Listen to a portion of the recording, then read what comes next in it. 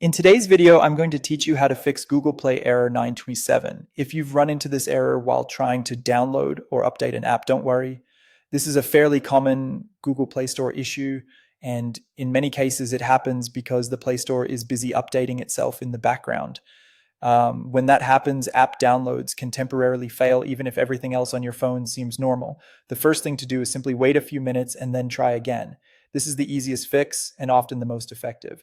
If the Play Store is in the middle of its own internal update, it usually just needs a little time to finish. After waiting briefly, go back to the app you were trying to install or update and see if the error is gone. If that doesn't fix it, the next step is to clear the cache and data for the Google Play Store. This helps remove temporary files or corrupted app data that may be interfering with downloads. To do that, open your phone's settings, go to Apps or App Management, find Google Play Store, then open Storage. From there, tap Clear Cache and then Clear Data. After that, reopen the Play Store and try your download again. Keep in mind that clearing data may reset some Play Store preferences, but it won't remove your installed apps. If the error still appears, you can try uninstalling Play Store updates.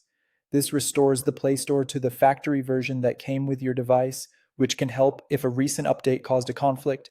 Go back to the Google Play Store app info page in Settings, tap the menu icon if you see one, and choose Uninstall Updates. Confirm the action, then open the Play Store again and let it update itself fresh.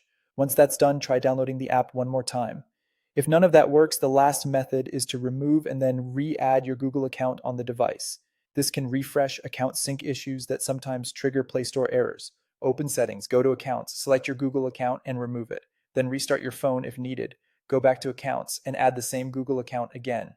After that, open the Play Store and test the download or update. These steps usually resolve Google Play error 927 without much trouble. Just go through them in order, starting with the simplest fix first, and you should be back to downloading apps normally.